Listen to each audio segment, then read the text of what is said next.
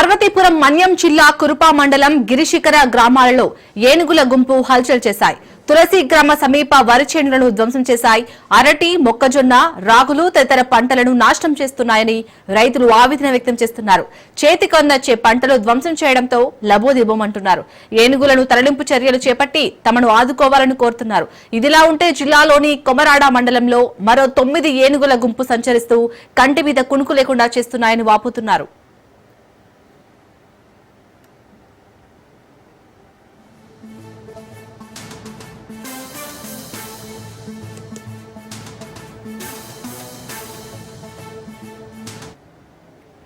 పార్వతీపురం మన్యం జిల్లా కురుపా మండలం గిరిశిఖర గ్రామాల్లో ఏనుగుల గుంపు హల్చల్ చేశాయి. తులసి గ్రామ సమీప వరి చేన్లను ధ్వంసం చేశాయి.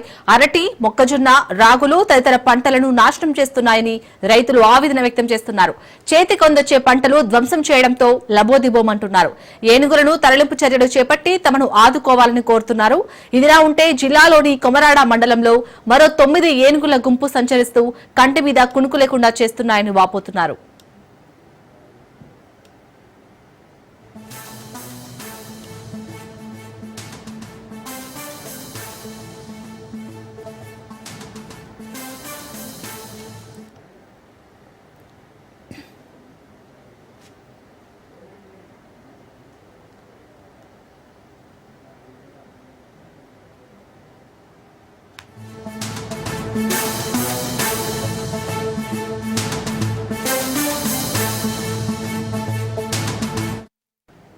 కృష్ణా నదీ జలాల వివాదంపై ఢిల్లీలో కృష్ణా ట్రిబ్యునల్ 2 విచారణ ప్రారంభమైంది. ఈ విచారణ 3 రోజుల పాటు కొనసాగనుంది. కృష్ణా నదీ జలాల కేటాయింపులో అన్యాయం జరిగిందని తెలంగాణ ప్రభుత్వం వాదిస్తుంది. రాష్ట్రానికి 555 టీఎంసీల నీరు కేటాయించాలని తెలంగాణ తరపున డిమాండ్ చేస్తున్నారు. ఈ సందర్భంగా తెలంగాణ తరపున సీనియర్ న్యాయవాది వైద్యనాథన్ ట్రిబ్యునల్ ముందు వాదనలు వినిపిస్తున్నారు.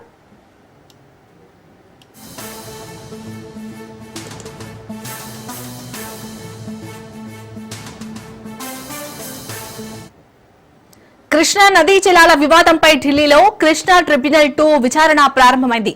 ఈ విచారణ 3 రోజుల పాటు కొనసాగనుంది. కృష్ణా నదీ జలాల కేటాయింపులో అన్యాయం జరిగిందని తెలంగాణ ప్రభుత్వం వాదిస్తోంది. రాష్ట్రానికి 555 టీఎంసీల నీరు కేటాయించాలని తెలంగాణ తరపున డిమాండ్ చేస్తున్నారు. ఈ సందర్భంగా తెలంగాణ తరపున సీనియర్ న్యాయవాది వైద్యనాథన్ ట్రిబ్యునల్ ముందు వాదనలు వినిపిస్తున్నారు.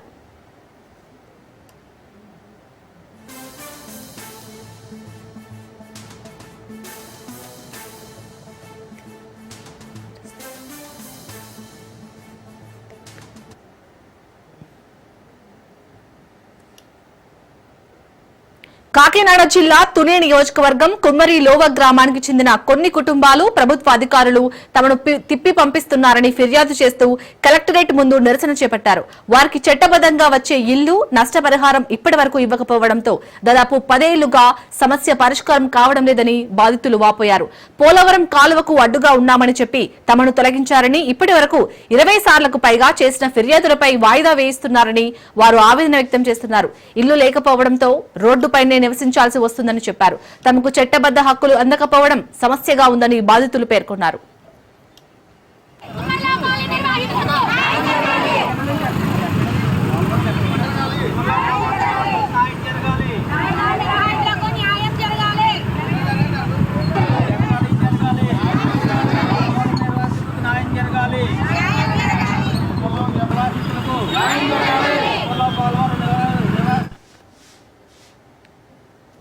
గత 40 సంవత్సరాల నుంచి కుమ్మర్లో తారక కాలనీ ఎప్పుడైతే స్టార్ట్ అయిందో అప్పటి నుంచి ఊర్లో నివసిస్తున్నాము.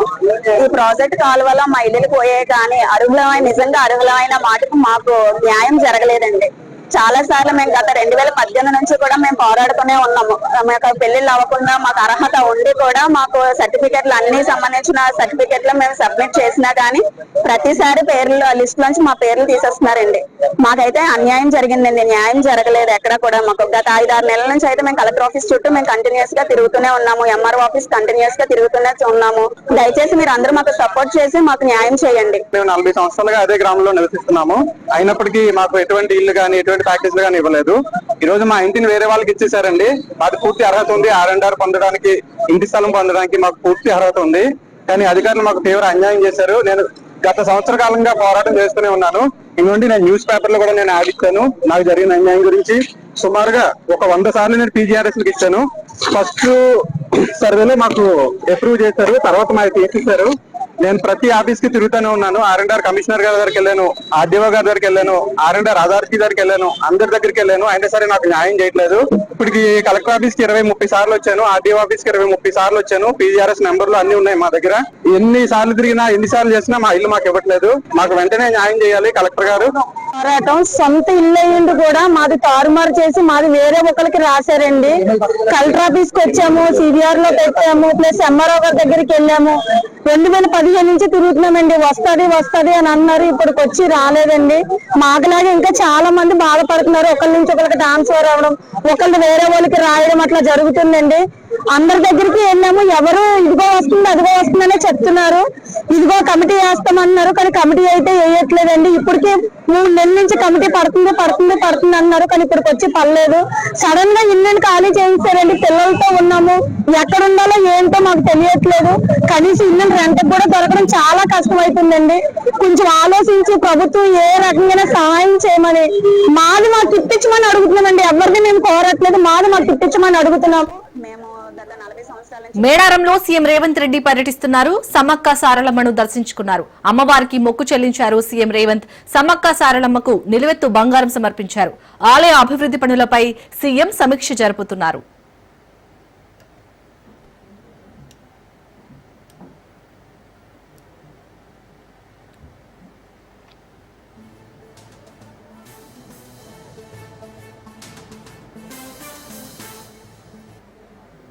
మేడారం జాతరను మరింత ఘనంగా నిర్వహించేందుకు సీఎం రేవంత్ రెడ్డి నేతృత్వంలోని ప్రజాప్రభుత్వం నడుం బిగించింది.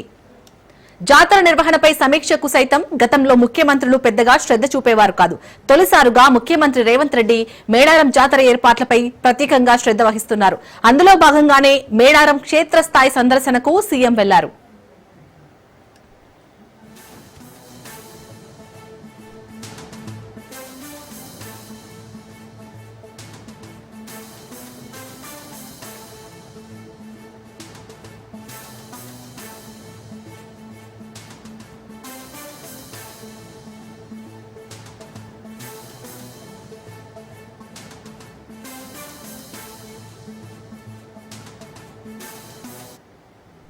స్వయంగా ముఖ్యమంత్రి క్షేత్రస్థాయికి వెళ్లి జాతరకు ముందే ఏర్పాట్ల ప్రణాళిక ప్రతిపాదనలను పరిశీలించడం ఇదే తొలిసారి. మేడారం పూజారులు, ఆదివాసీ పెద్దలు, మంత్రులు, గిరిజన ఎంపీలు, ఎమ్మెల్యేలు, ఎమ్మెల్సీలు, ఇతర ప్రముఖులతో జాతర నిర్వహణ, కొత్త నిర్మాణాలపై ముఖ్యమంత్రి సమీక్ష నిర్వహించారు. ఆదివాసీ సంప్రదాయాలకు పెద్దపీట వేస్తూ ఇలవేల్పులు, సమ్మక్క, సారలమ్మ, పగిడిద్దరాజు, గోవిందరాజుల గద్దలున్న ప్రాంగణాన్ని లక్షలాది భక్తులు దర్శించుకునేందుకు వీలుగా మేడారంలో భారీ ఎత్తున అభివృద్ధి పనులకు ప్రభుత్వం శ్రీకారం చుట్టింది.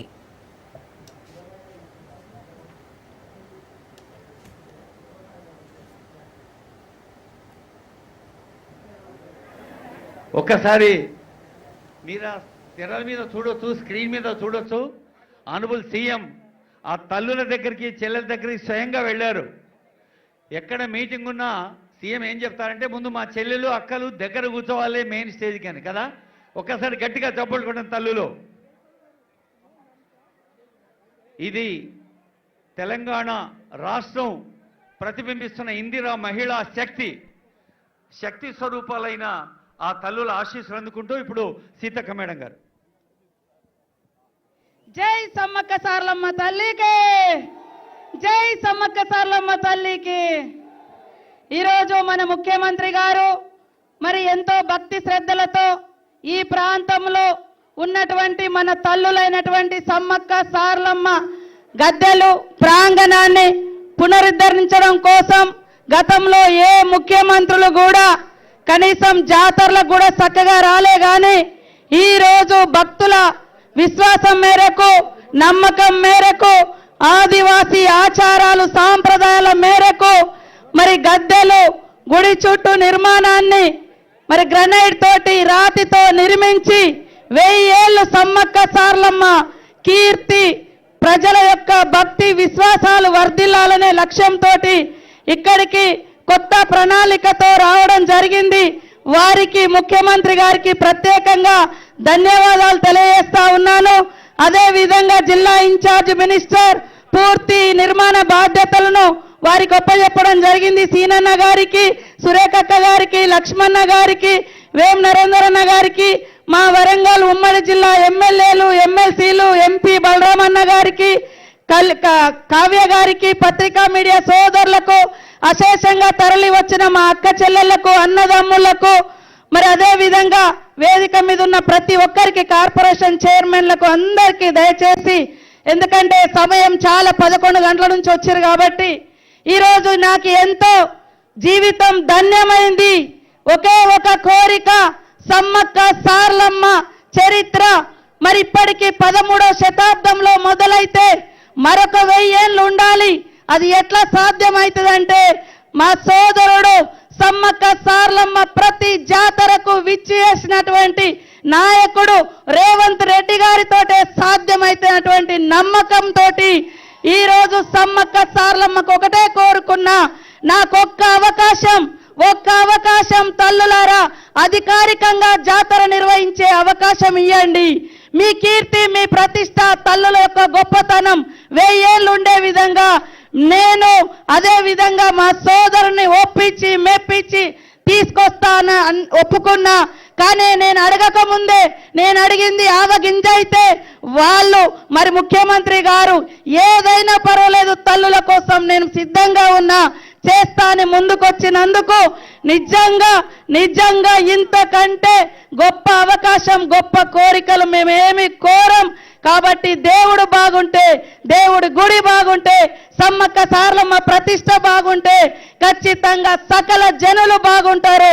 ఆ రోజు పాదయాత్ర కూడా చేసేటప్పుడు నేను భయపడ్డా, కానీ సమ్మక్క సార్లమ్మలు ఆదివాసీ బిడ్డలే, ఆదివాసీ ప్రాంతంలోనే పుట్టిన, కానీ సకల కులాలకు, సకల జనులకు, సకల మతస్థులకు ఇక్కడ మరి కొంగు బంగారంలా కోరికలు తీరుస్తున్న తల్లులు కాబట్టి రేవంత్ అన్న మీద కూడా ఆ తల్లుల దీవెన ఉంటది, ప్రజల దీవెన ఉంటదని ఆ రోజు కూడా నేను కోరుకున్న ఆ సంకల్ప బలం, ముఖ్యమంత్రి గారి ఆనాటి పిసిసి అధ్యక్షులుగా సంకల్ప బలం సమ్మక్క సార్లమ్మ దగ్గర నుంచి పాదయాత్ర చేసి మళ్ళీ జాతరకు 1 ఇయర్లో మరి ముఖ్యమంత్రి హోదాలో సమ్మక్క సార్లమ్మ దగ్గరకు వచ్చారు.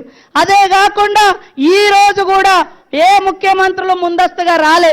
ఈ రోజు గుడి ఎట్లా నిర్మాణం జరగాలి, ఆచారాలు సాంప్రదాయాలు కరెక్ట్ గా ఉన్నాయా లేదా అని స్వయంగా ముఖ్యమంత్రి రేవంత్ రెడ్డి గారే ఇక్కడికి రావడం అనేది ఈ ప్రాంతానికి, ఈ ప్రాంత ప్రజలకు, ఈ ప్రాంత ఇలవేల్పులుగా ఉన్నటువంటి సమ్మక్క సార్లమ్మ తల్లులకు వారిచ్చే గౌరవం, వారికి ఉన్న భక్తిని ఇది నిదర్శనమని తెలియజేస్తూ ఇప్పుడు మరి మన సీఎం రేవంత్ రెడ్డి గారిని, మన సోదరుడు, మనమందరం కూడా తల్లుల దీవెన ఎట్లా ఉందో బలమైనటువంటి ప్రజా ప్రభుత్వం వర్ధిల్లాలని, గుడి కూడా నిర్మించేందుకు తల్లుల బలంతో పాటు, తల్లుల దీవెనలతో పాటు ఇక్కడికి వచ్చిన అక్క చెల్లెలు, అన్నదమ్ములు అందరి సపోర్టుతో మరింత సంకల్ప బలంతో ముందుకు సాగాలని ఆ దేవుణ్ణి ప్రార్థిస్తూ ఇప్పుడు మరి ముఖ్యమంత్రి గారిని మాట్లాడాల్సిందిగా కోరుతా ఉన్నాను.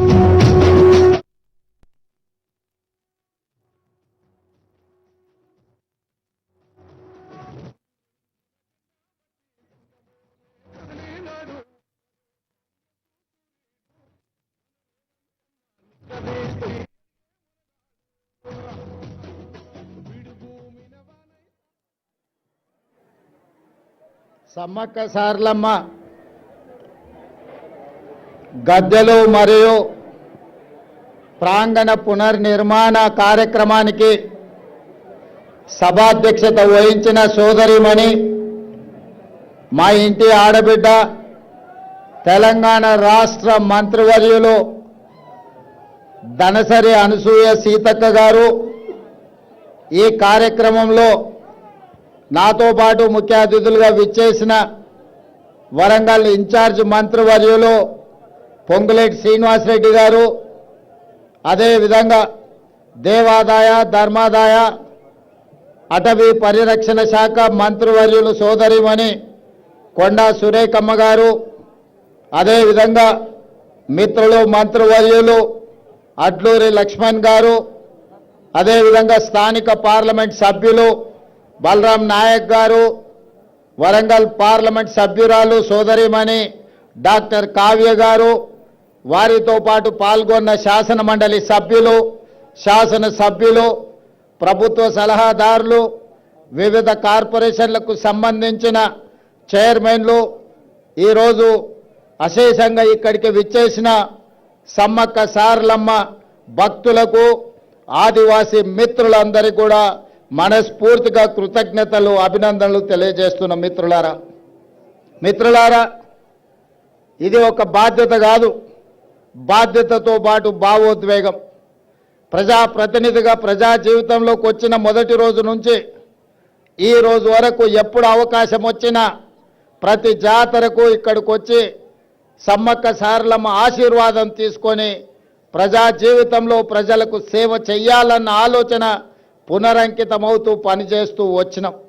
దాదాపుగా ఇప్పటికీ 17-18 సంవత్సరాల నుంచి వరుసగా ఈ ప్రాంతాన్ని సందర్శించుకోవడం, ఈ ప్రాంతం యొక్క అభివృద్ధి గురించి మాట్లాడుకోవడం, ఆనాటి పాలకులకు పెద్దలకు విజ్ఞప్తులు చేయడంతోనే సరిపోయింది.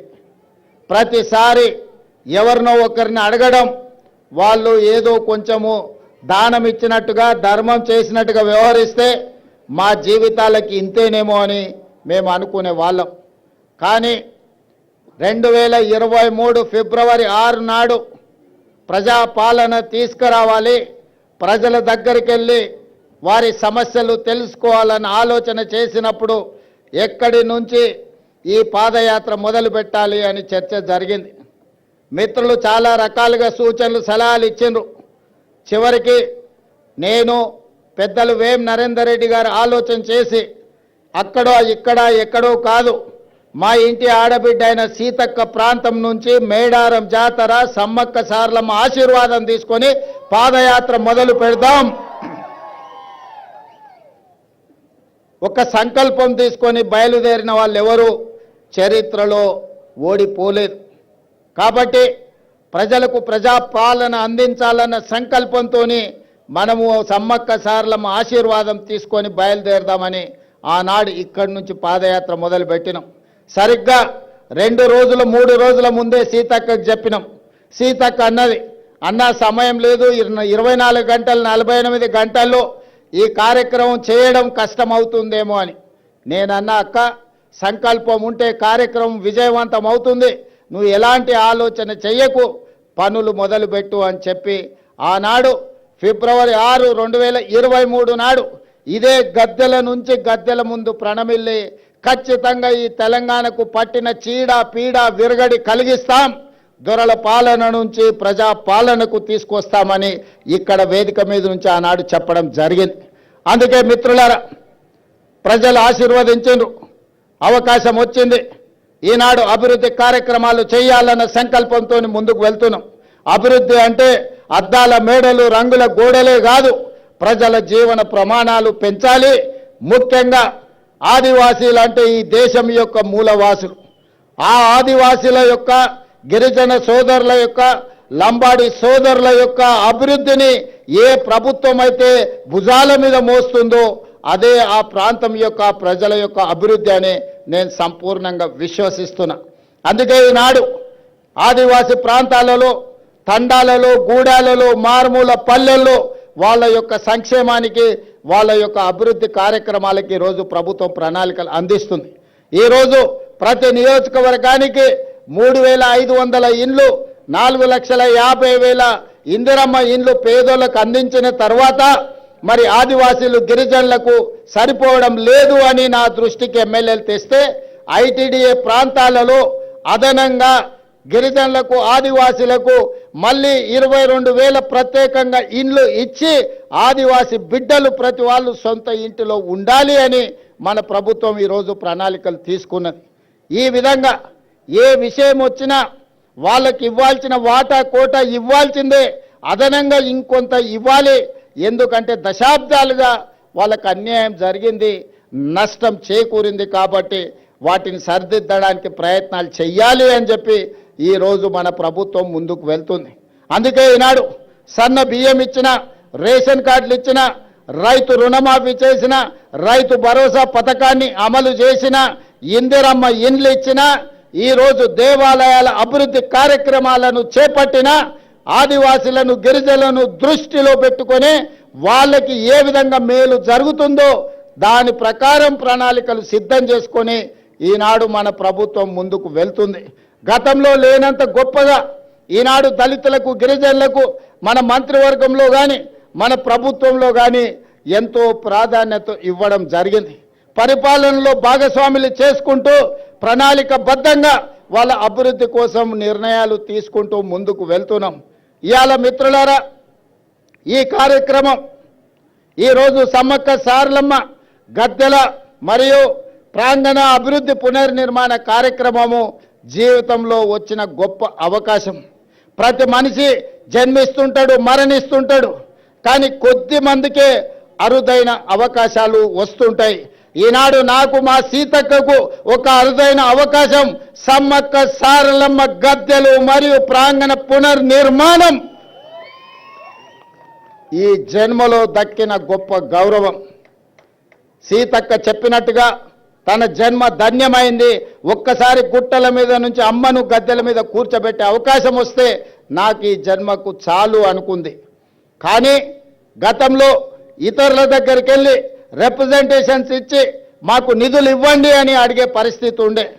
ఫిబ్రవరి 6, 2023 నాడు ఇదే ప్రాంతం నుంచి నేను చెప్పిన, రాబోయే రోజుల్లో ఇతరులను యాచించడం కాదు, సీతక్కనే సంతకం పెట్టి నిధులు మంజూరు చేస్తుంది, సీతక్క ప్రభుత్వంలో భాగస్వామి అవుతుంది అని ఆనాడు చెప్పడం జరిగింది.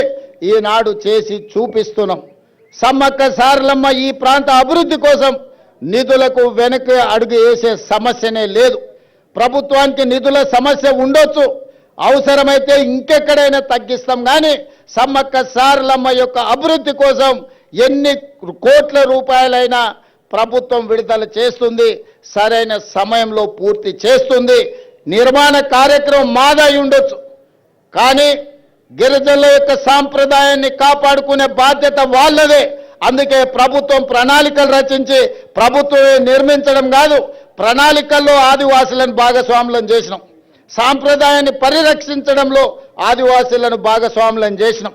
రేపు జరగబోయే పునర్నిర్మాణంలో కూడా ఆదివాసీలను భాగస్వాములను చేస్తున్నాం. అందులో ఉండే రీసెర్చ్ స్కాలర్స్ని, అదేవిధంగా సాంప్రదాయాన్ని కొనసాగిస్తున్న వాళ్ళ వారసులను అందరినీ కూడా ఇందులో భాగస్వాములను చేసినాం. మామూలుగా సిమెంట్ కట్టడాలు కడితే అత్యధికంగా 100 సంవత్సరాలు మాత్రమే ఉంటుంది.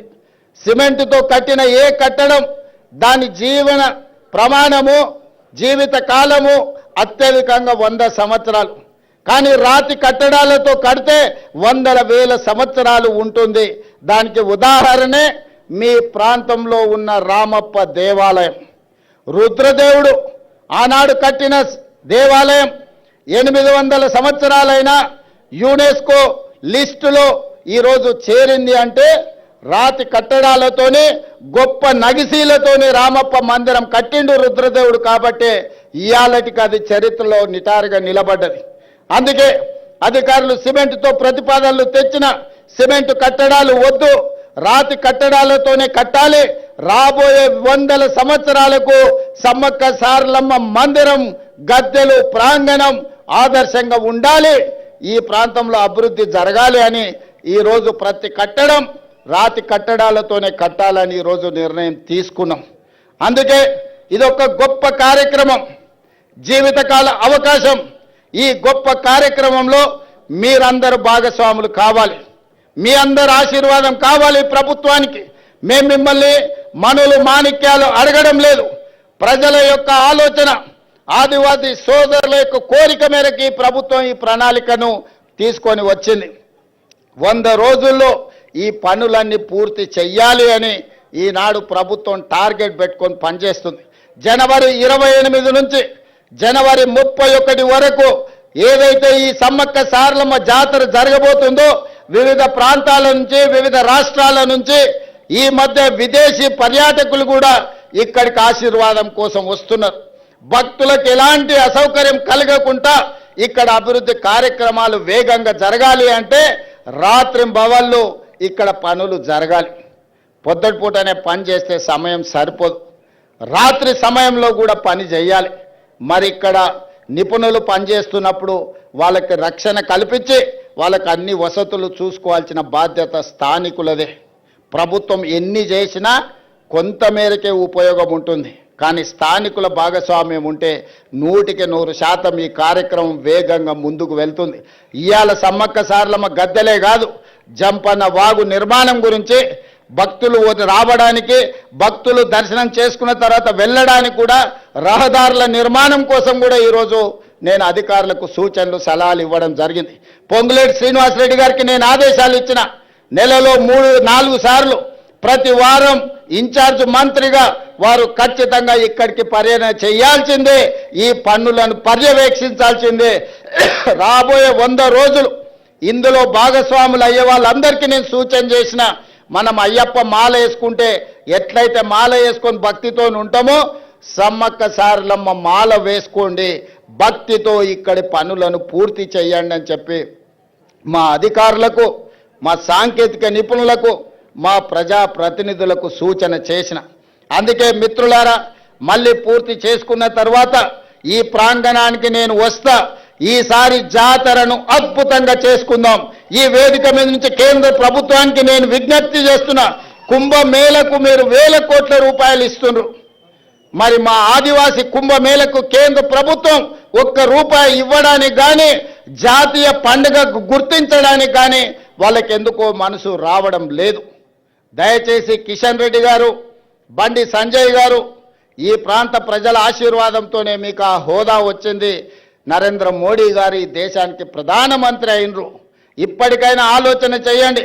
కుంభమేళానే కాదు, ఉత్తరప్రదేశ్లో ఉన్న అయోధ్యనే దేవాలయాలు కాదు, ఈనాడు తెలంగాణ ప్రాంతంలో ములుగు అడవుల్లో ఇక్కడ ఉన్న సమ్మక్క సారలమ్మ కూడా ఒక గొప్ప దేవాలయం, ఒక చరిత్ర ఉన్నది.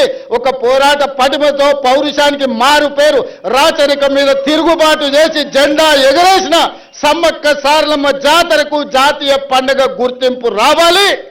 దీనికి కోట్ల రూపాయలు కేంద్ర ప్రభుత్వం ఇవ్వాలి.